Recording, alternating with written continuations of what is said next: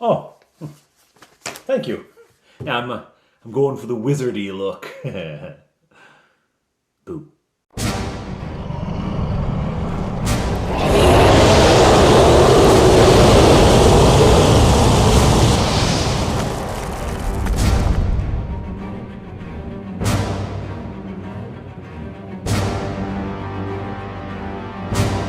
Hello everyone, I'm Father Aaron. Welcome to the Dungeon Minister! Okay.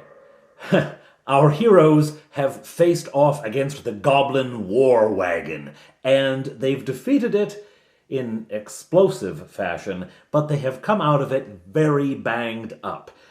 Fleetwood is deeply wounded. He's in the single digits. Touchberry is not in great shape. Bob Johnny is in the teens. Fawr has had a couple of hits. I was reminded after the last video she was actually hit more than once. So she's a ways down. Birion, the dwarf who is accompanying them, is in bad shape as well.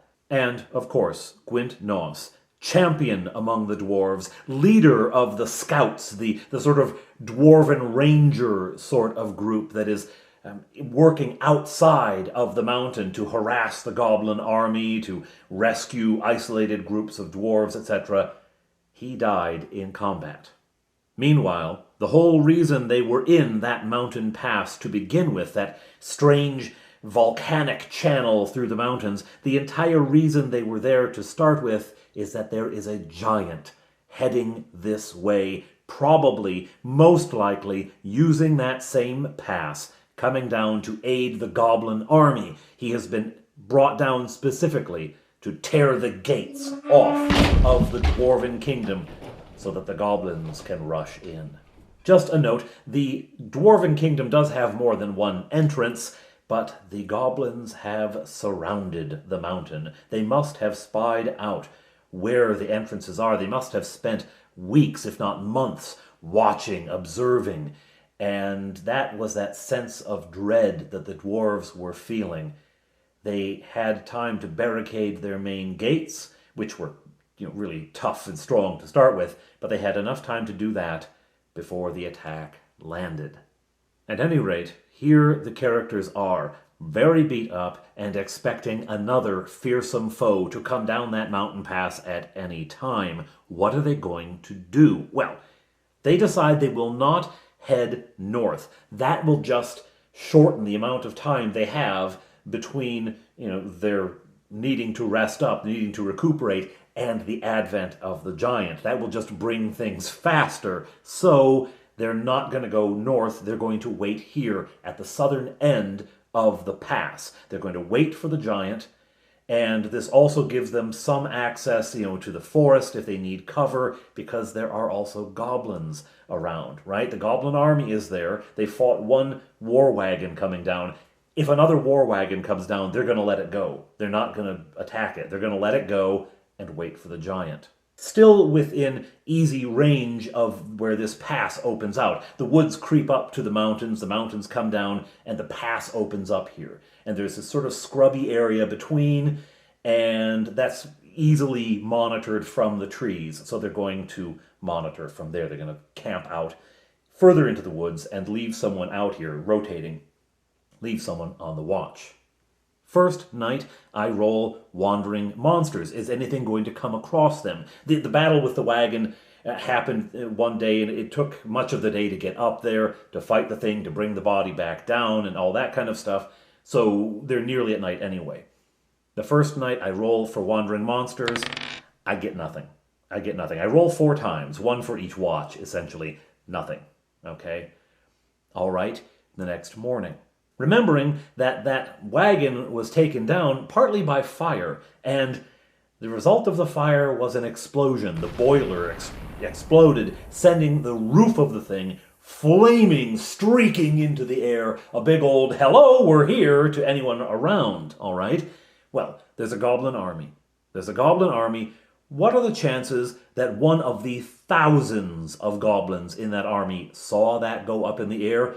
Pretty high.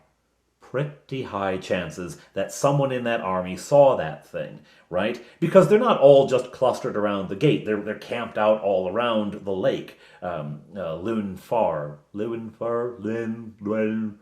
It's Welsh, so there's no way I'm going to get it right. Anyway, they're all camped around that lake. What are the chances?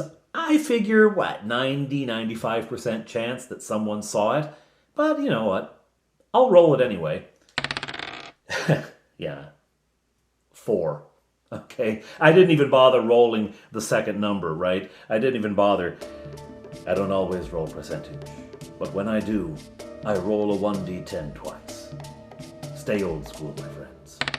Someone saw it. Someone saw it. And so there are going to be goblins on the way. And the players pretty much figured this would happen. So here come some goblins. Now, they're not real close. They're a ways away, so it's going to take a while for them to get here. So it makes sense that they don't arrive until the following morning, right? Here they come. Now, fortunately for the party, these goblins have figured there's been a disaster with the war wagon. They figure that something happened with a boiler and it exploded, which, I mean, is true. They don't associate it with an attack, right? They're goblins and they're good engineers, but, you know, accidents happen. And I kind of have the feeling that it's a bit like the Gremlins, right? Things are chaotic in the goblin world. I mean, they are chaotic creatures, and maybe these things blow up from time to time, you know? So they're not going on a revenge mission, they're going on a recovery mission. Did anyone live? Is there any materials we can use? You know, what can we find out, right? So it's not like 50 of them, it's 5. Touchberry is on the watch when he hears something coming. He hears the snarling, snarking, crabbing voices of goblins, arguing, bickering, laughing as they come. Well, he can't understand it, but he quickly calls the elves over. So they miss part of the conversation, but what they do hear is this. It'll be good when Skane arrives. He'll take care of things, won't he? Oh, yeah. He'll just grab them gates and tear them down. Oh, and we'll get into them dwarves. Oh, we'll get into them then, won't we? I don't know why goblins are always Cockney and bad Cockney. Oh well. The elves have heard plenty enough, and they can see the goblins by this point are making their way along that scrubby area between mountain and forest. They're making their way through, and they get close enough, and so the attack is on. Now, nobody uses any spells. No magic missile, certainly no lightning bolt. They want to save that in case the giant comes, so it's all missile fire and melee, and the attack is on. Now, for this, I'm going to roll surprise. Are the characters going to be able to surprise the goblins? No. No, the goblins hear. As the bow is drawn, as the Touchberry and Fleetwood begin to emerge for combat, the goblins hear it, and they get the initiative. The goblin archer, quick as lightning, pulls out an arrow and sends it flying. It bounces off of Touchberry, who has also come out. It bounces right off of Touchberry. Battle on. The goblins come in to charge, and the PCs meet them. This is not a long combat. I'm not even going to bother chronicling it, because it's over before it starts. The goblins are well overmatched. The archer realizes this first, and he runs away. Okay, the only one with a bow out at the moment is Fawfire. Oh, come on, Fawfire.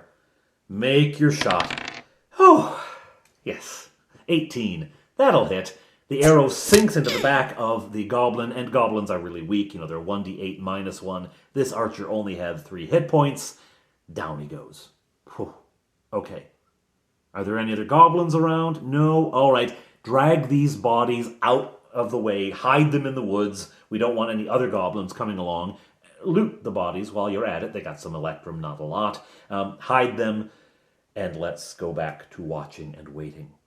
Fortunately, nothing else is coming along. I do roll for wandering monsters. I don't get anything, and I say, you know what, that's probably because the goblin army in the neighborhood, any other creature has gotten out of dodge at this point. They have left. They're gone. So, unless it's goblins, no one else is coming along, and the goblins aren't going to send anyone. They've just sent some people up to check out the exploded war wagon. So they're not going to send anyone else up right away. These guys still have a couple hours at least up the pass to find the war wagon, then a couple hours back down, then however long it took them to get here, half a day or more. So they're not expected back for a while, right? Great. Well, we'll wait. Is the giant here? During the waiting, Touchberry does use his sword with a healing power on Fleetwood, and fortunately he rolls a 5, so that's 6 hit points back. It's a 1d6 plus 1. So he's restored a little bit. He's getting up there. It's still not ideal. I mean, he's in the teens now. Plus, he had the rest the night before. He's in the upper teens now. Everyone's getting a little better. Foefire's up to maximum. But, he's got a ways to go. That day passes peacefully. They get another good night's rest, which is good because they're going to need it. Because the next morning, again, Touchberry's on the watch. He takes the morning watch so that the elves, when they wake up, can memorize spells. Plus, he gets up and eats the first breakfast, before everyone else. Anyway, he's on the watch, and I say, you start to hear something? Not really. It's more like you feel it. You feel it before you hear it. Thump. Thump. Thump. Footsteps. And it's cool because my middle guy who plays Touchberry says, oh, the time between those footsteps, that's a big creature coming, right? He's listening to me, the dungeon master, making the thumping noise, and he's saying, okay, those are some big strides. That's a big something coming. Wake up! Wake up! He gets all of everyone, ready, and here they come. They hide, they get into position, and now everyone can hear. They can hear this coming, and they can feel it in the ground. Something pretty big is coming down. Now, I've exaggerated the footsteps, okay? I mean, the giant is big, but he's not 6 miles tall or anything. I exaggerated the footsteps for effect because it's more fun. It's Jurassic Park, right? The puddle, the glass of water. Anyway, here comes the giant. They watch the pass, and it goes up straight for some ways and then curves. Around the curve, they see emerging the towering form of the giant. Wrong giant. Wrong giant. That's more like it. I've had him for a little while now, a month and a half or something. I bought him with the support of my patrons. Thank you very much. He's so cool. So cool. My paint job probably doesn't do him justice, but he's still pretty cool. Here he comes, in company with 4 polar bears, which was mentioned that this creature was bringing polar bears, which tipped them off it was probably a frost giant. Now, keep in mind, the frost giant has just passed the remains of the goblin war wagon, right? The burned out hulk, the exploded remains, and the dead bodies of the goblins. Now, some of those dead bodies you might attribute to the explosion, but some of them clearly were not killed by the exploding war wagon. The arrows sticking in them would be a good indication, right? So some of them clearly died in combat. The giant is on the alert. He knows something's going on here, that his allies, the goblins, have been attacked. So as he comes down, he's watching, and the polar bears are sniffing. They're smelling, and one of them begins to bellow, and then they all begin to bellow. And the frost giant spies a glint of armor. Hiding in the brush there's Bob Johnny with his nice shiny armor on. Uh-oh. And he stoops down and picks up a rock. Now, to him, it's like, this. But to the characters, it's like that. And he whips it at Bob Johnny, and oh yeah, he's gonna hit. That's a 17. That's a hit. Boom! This rock slams into Bob Johnny, throwing him back into the pine tree. He slams into the tree. He takes a massive, it's 18 points of damage, right? Now, he had gotten up into the 20s in the time that had passed, but he's right back down in the danger zone. And so all around the table, Bob Johnny stay out of hand-to-hand combat, which is unfortunate because a flaming axe would be very handy against a frost giant. But nope, he's got to stay out of range or he's a goner, right? Of course, if the giant is throwing boulders, he may be a goner anyway. Well, the players launch their attack. First, range and spells, so Fawfire takes a shot. Nobody is surprised when she misses. And Fleetwood and Bob Johnny both respond with Lightning Bolt. They're going to use this spell right off the bat. They're going to use it and try to knock this guy down. That is a tactic that is more important with dragons, to take them down early. But you know what? Not a bad idea with giants, too. So, 2 lightning bolts hit this guy. You probably know that frost giants have a very good saving throw, and yeah, he makes it. So he's only going to take half damage, but there are 2 lightning bolts, so he still takes a significant wallop. It's in the upper teens, I don't remember the exact number, but blasts him and bellows in rage, right? Touchberry runs out to the attack, but he can't cover the ground, to get to the frost giant. He can't cover that ground. Burian also charges forward. Neither can he get to the frost giant in time. So they rush out. They are heading for melee combat. Fleetwood is going to hold back because he has more spells to use. He has taken from that stolen, conquered, won the trophy spellbook from Morhaya. You were untied. Why are you still tied? Did you tie yourself up? Who does that? Now stay that way. Anyway, from that spellbook, he has taken Magic Missile. So he's going to stay in spell casting range. He doesn't want to get too close.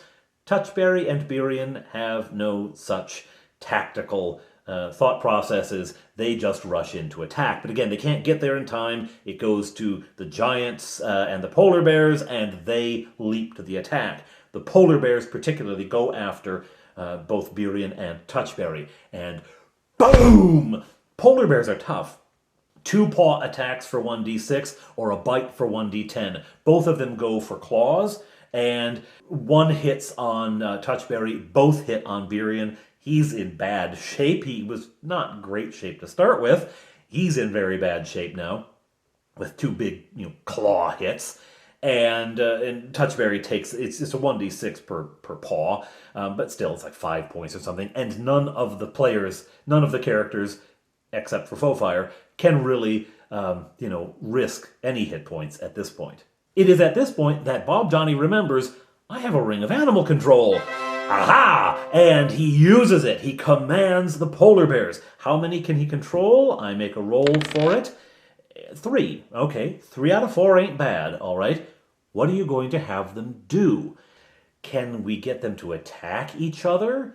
I don't know if we can, because it's against their nature. It's like a charm person spell, right? You're not going to be able to get it to do something it wouldn't normally do, but run away it could do. So he tells them to turn around and run back up the pass. Now, this ring works as long as the wearer concentrates, right? So no more spells out of Bob Johnny until he's sure those polar bears are far enough away. It is going to be 3 rounds before he goes back to using spells, combat, anything. It's all right, though, because, again, he was so low in hit points. The less attention he draws to himself, the better, probably. Meanwhile, Burian attacks essentially the ankle of the giant and misses. The giant has this sort of shield thing on one ankle. The other is wrapped up in leather, and I think it's actually the right foot that he goes after. It is. He doesn't get through, though.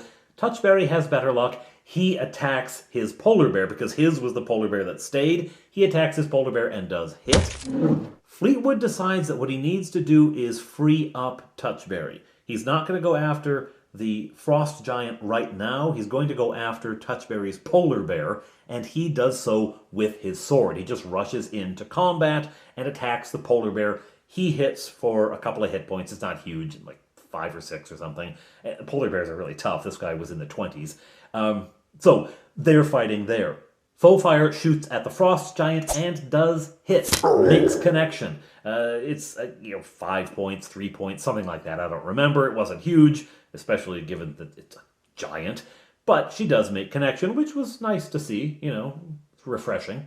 Now it's the giant's turn. He's not going to go after the polar bear because the polar bear has, the way the combat played out, the way we moved the minis around, the polar bear is kind of in his way. He doesn't want to hit his own bear, but he does have this dwarf here, and so he takes his axe and Boom! What's the roll? Oh dear. Birion is hit. Birion is hit and hit hard. Hard. And flies back with the force of the blow. He flies back. He is still alive, but he's down to like 4 hit points or something. He is effectively out of the game. He's out of the combat. If he comes back, he's dead, right? So he's laying over there moaning, and it's back to the player's turn. Bob Johnny's still focusing on those polar bears to get them to run away. It's all Touchberry, Fleetwood, Fawfire. Fawfire shoots at the giant, misses again this time, and it is on to the polar bear. What are we going to do? Touchberry swings, misses the polar bear. Fleetwood hits the polar bear. It's getting down there. It's starting to have an effect. Polar bear strikes back and hits Fleetwood this time. Ouch. Ouch. Giant decides that he'll kick. So once the polar bear had hit Fleetwood, it created a little separation, right? He smacked him. He fell back. The giant kicks him. Boom! Fleetwood gets kicked. 11 points of damage, and he goes tumbling back into the brush. The giant just boots him like a field goal kind of thing, okay? Now back to the players. Again, Bob Johnny is still trying to get those polar bears far enough away that they're not a threat. Touchberry does make connection now with his polar bear. It's getting pretty low down. Fleetwood responds. This time he's going to ignore the polar bear, go at the giant. Magic missile. 3 missiles appear in the air and straight to the giant, and they do a fair amount of damage. I mean, 3 1d6 plus 1, right? It's a pretty good hit. Fawfire also shoots and hits this time. Again, it's like 4 points, something like that. Birion has picked himself up. He has his axe. He doesn't want to charge in. He knows that if he gets just touched, he's dead, right? So he throws his axe. He throws his axe in and misses. It bounces off some bit of the giant's armor or something and lands helpless beneath the giant, right? There's no getting that thing because he'll get stepped on. Back to the giant, he picks up a rock and hurls it at Fleetwood. Fortunately missing, because if it had connected, bye-bye Fleetwood. All right? Fawfire shoots again and hits for a few more points. Bob Johnny decides those polar bears are far enough away now. He pulls his concentration from the ring, and he shoots his own magic missile at the giant. The giant is now getting hit with spells, and he's starting to get dangerously low. I mean, for a giant, right? He also has advanced a little bit toward Fleetwood and Fawfire and Bob Johnny, leaving Birion's axe exposed, unguarded, I guess.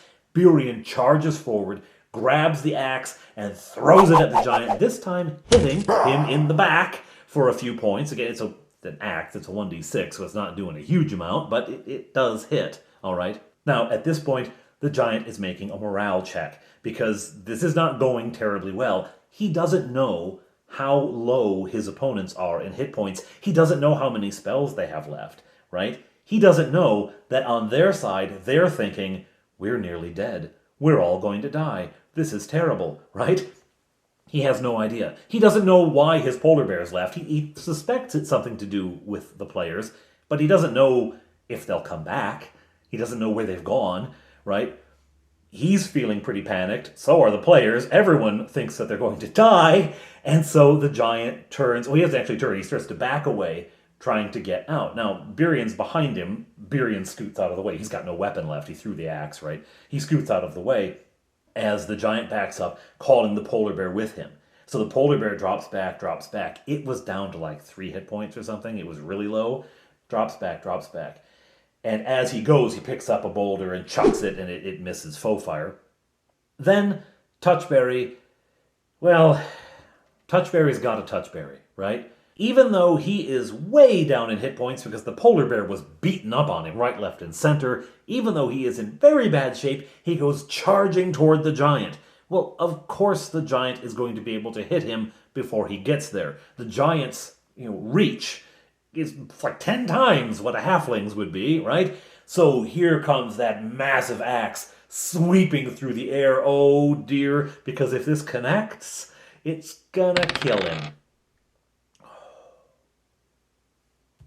That's a hit. That's a hit according to his AC. Oh, Wait. Halfling bonus. Halfling bonus, or penalty. Whichever way you want to look at it, creatures larger than man size take a penalty when attacking a halfling because they're such a small target. Because the giant had hit the target right on the nose. And so the halfling penalty, just below. I say you feel a swoosh of air. Your hair is moved, and I actually muss his hair up at the table, right? The axe goes through your hair. He has hair, I don't. And you can feel it, and actually, after it passes, you have a slightly strange haircut now. You have a slightly strange haircut. The axe just misses. Just. Touchberry decides maybe discretion is the better part of valor and scoots out of the way, just as Fleetwood casts web on the polar bear and Bob Johnny casts web on the giant. Now, neither of those are going to do much because the polar bear is big enough. In 2 rounds, he's free. The giant is like, what you doing to me? You know, it's nothing. But at least it occupies them for a little bit of time for the players to regroup, for the characters to regroup. And they do. Birion stays hiding. Touchberry is back, and he's switching to his short bow because he wants to stay out of at least axe range, if nothing else. Both Fleetwood and Bob Johnny still have a magic missile, and now they fire them. They fire those off. They hit the giant. He's really, really feeling it now. He backs up, and I decide I'm going to make another morale check. Oh, yeah. Oh, yeah. Hold! First thing he said, hold. He then speaks a language they don't understand, and the polar bear draws back next to him, just as from behind 3 more polar bears emerge from the pass. They've finally returned. Now he feels a little stronger, a little better. He's got the combat stopped. Now, the players are shocked, like, hold? It's a giant?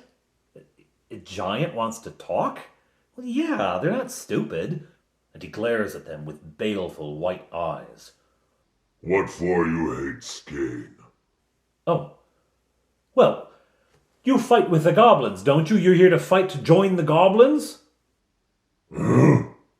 Goblins pay Skane for job? Skane will do job. Well, the goblins are attacking the dwarves. The dwarves are our friends, so we need to stop you. We can't let you go and help them. What for? You no dwarf. Him dwarf. Okay. He has no love for dwarves. They're both mountain races. They probably come into conflict quite a bit. Anyway. What for you want to save dwarves? They are our friends. That's enough. Why do you like the goblins? Skane does not like goblins, but goblins pay Skane. Okay.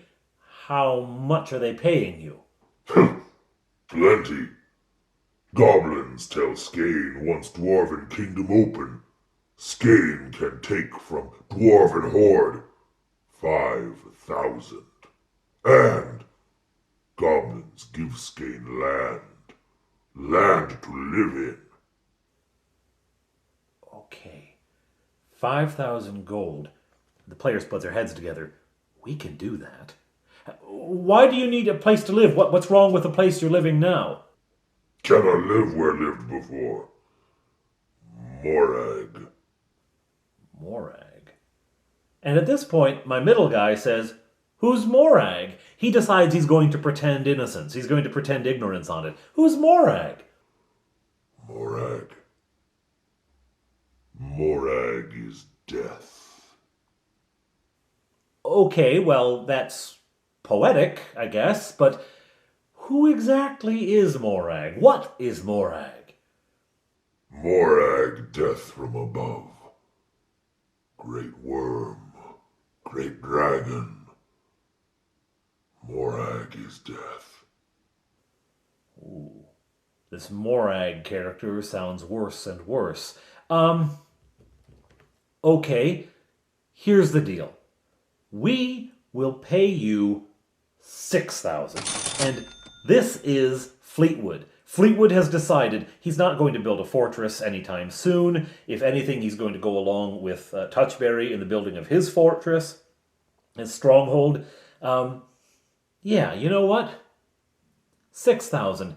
Fleetwood will pay that himself. All right? Now, where do they get this kind of money? They had brought some with them the last time they left home because the time before that they were running out of money at some point. I don't remember it, but they say, yeah, we were running out of money. So they brought some gold with them, plus everything they have gotten since they left Honeywood the last time. Everything from the two caves they explored, everything that the wizards had on them, anything they've picked up from random encounters with goblins along the way, whatever. They've hoarded it all. It's in their bag of holding, and Fleetwood figures they've got at least that. Some of it is in Electrum, they'll have to double up, but he figures they can at least come close to 6,000. Maybe the giant can't count too well. He figures, though, they can get it. So yeah, we can do that. As far as a place to live, there are other places. If we defeat the goblin army, maybe the goblins' lair, maybe the goblins' territory will be open. Now, you may remember the goblins are no longer living where they used to live. Morag has taken the goblin kingdom, and the goblins moved down and took over the kobolds' caves, and the kobolds and the gnolls were kicked out, and it's the domino effect, right? So there's something up there. There's somewhere where he can go live. They don't want to put him like in the kobold gnoll caves. First of all, he's too big. They don't want to put him anywhere near the Great Northern Sea, anywhere near Honeywood, right? But there are places that they know of, and actually Bob Johnny suggests sending him to Hrothgar's Eyes. And I'm like, well, maybe we could, I don't know. But there's a lot of ideas on the table, like where they could offer him as a place to live. Maybe the pass through the mountains where they fought the Bone Golem and the Yeti. Maybe that would be an appropriate place for a frost giant. I don't know, what does a frost giant look for in a house? Anyway, they're negotiating. And this is brilliant. I had no idea they were going to go there. I figured they'd fight it out, they'd kill the thing, or it would kill one of them, or whatever. Nope, they're negotiating with it, and finally they arrange this. The 6,000 now, and we will find you a home. And they arrange a meeting. It's the weirdest thing. Skane tells them where the pass comes out, in a large valley. To the north of the mountains, there's this large wooded valley. Now these are, it's a boreal kind of forest up there. It's very cold, but that's the valley where he has been staying. He says there are wild men there. Wild men who know not to bother Skane. So there's some tribe of some kind up there, outside of the kingdom, right? And that's a place they could meet, and the players say, if we are not there, there is, and this may have been a mistake, there is a ruined keep on the Great Northern Sea. And they work it out which body of water they mean, because everything's smaller to a giant, but they work it out which body of water they mean. There is a keep there, a ruined keep. If we cannot make it to the pass, we will make it to there in 3 months' time. Right? Okay. So they're arranging a rendezvous with a frost giant, and the sentiment around the table is, can we really trust him? Is he going to double-cross us? If they work with him to defeat Morag, will he turn on them as soon as Morag is out of the picture? Probably. Who knows? So they're not all together on this. They're not all comfortable with this, but that's how the session ends, with the giant agreeing. Fleetwood unends the bag of holding, and we go through the inventory of everything they've gotten, and they do make the 6,000. It's actually a little over it, but he's not going to worry about that. He just empties it out. There it is. He says some of the 6,000 is in gems. Some of the 6,000 is in jewelry, but I promise you, this will be more than enough. And this is where the sort of excess comes in, because they don't really know the values of everything. They have a rough idea. They don't know the values of everything they found. So it ends up being enough. Okay. He's going to tip that out. Skane looks at it greedily, and he talks to his polar bears, and 3 of them walk forward, and the player's like, uh-oh. They walk forward just past the pile, and Fleetwood is backed up. Just past the pile, they plant themselves. Then Skane comes up, carefully, warily, eyeing everyone. He has a little pouch, little for him, and he kneels down and begins scooping up the coins. Little coins. Skane likes little coins. Makes Skane feel big. As he scoops it up, and they're like, "Ha, funny," Again, nobody here knows how many hit points anyone else has, right? And nobody knows how healthy or close to death anybody is, so he's scooping this up, making this joke, right? He scoops it up, and he backs up. 3 months. 3 months or Skane come back. 3 months or Skane come back. More bears. Okay. Skane walks backward, and the polar bears kind of retreat with him, backing up into the pass. He gets 50 yards up it or something, and he picks up a rock. Remember! And he whips this thing, and he's not intending to hit. It lands just where the gold had been.